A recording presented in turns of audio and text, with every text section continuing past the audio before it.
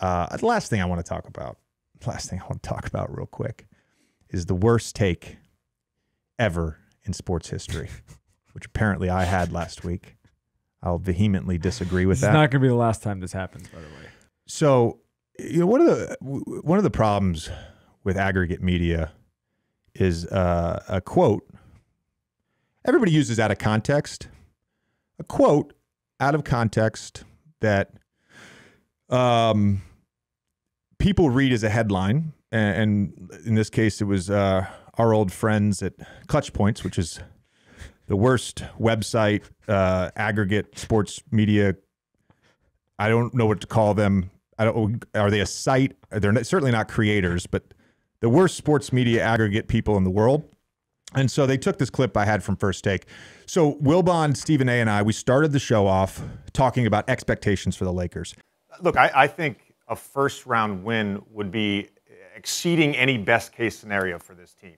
Okay. I think the best version of this team is a play-in team that sneaks in the playoffs by either winning the 7 or winning the 8 seed. And if you actually took the time to watch the 12 to 13 minutes that we talked about the Lakers, it was actually a very nuanced, intelligent discussion that we gave. We talked about why this roster is not good. Obviously, it's the shooting and the spacing. They have not done enough to address their roster deficiencies this offseason. Not a lot of high-level big wing defenders. Not a lot of depth. We talked about the fact that when Anthony Davis, Russell Westbrook, and LeBron James are all in the lineup together. Small sample size, but including last night, when Russ is on the court, AD is on the court, LeBron is on the court, this team is 11-11. Small sample size as of last week, 11-11. It's worse now. They're under 500 since this team was formed. Talked about for 5 minutes about whether or not the trade for Miles Turner and Buddy Hield would actually move the needle for the Lakers. Look, this is not a knock on Buddy Hield, and this is not a knock on Miles Turner. I don't know in the Western Conference adding those two guys to this roster moves the needle that much. So we had this great conversation about it. And we provided a bunch of data points and a bunch of analysis, and it was a really thoughtful, I thought, 12 to 13 minutes. And as sort of not a dig on the producers at ESPN, but look, we spent all of last year talking about what ills the Lakers, why are the Lakers so bad? It's the same fucking reason. Yeah. It's the same fucking reason this year, and I don't want to spend the entire season talking about it. So I noted,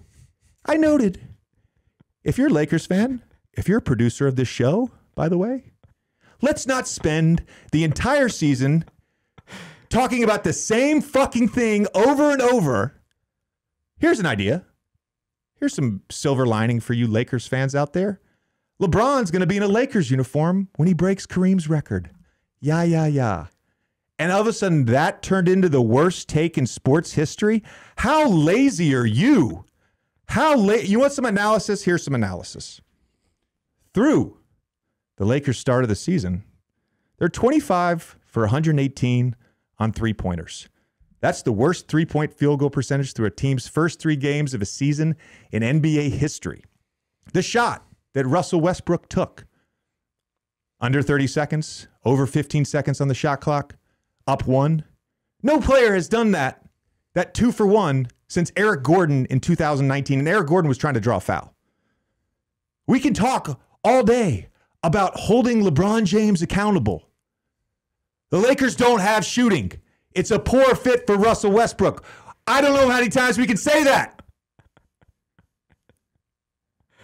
You feel better? I feel a lot better. I do think that we've talked about this a million times on the show, but it's just a frustration with media in general is we spend all this time talking about the insane depth of both conferences, but in this particular case, the Western Conference, and how many great young players there are, how many fun teams there are to watch. Why the fuck do we have to spend all this time talking about the 10 seed? If that. They may not even be the 10 seed, but I'm saying is like they're not in the conversation right now with the other teams that we've been talking about. And so I'm just backing you up on this, but what's the point of harping on it for an hour? Well, because it's LeBron James, because it's the Lakers, because Anthony Davis and Russell Westbrook are highly scrutinized players. They're 2 guys. Of course, LeBron is too. You're talking about 3 guys that NBA Twitter loves to talk about.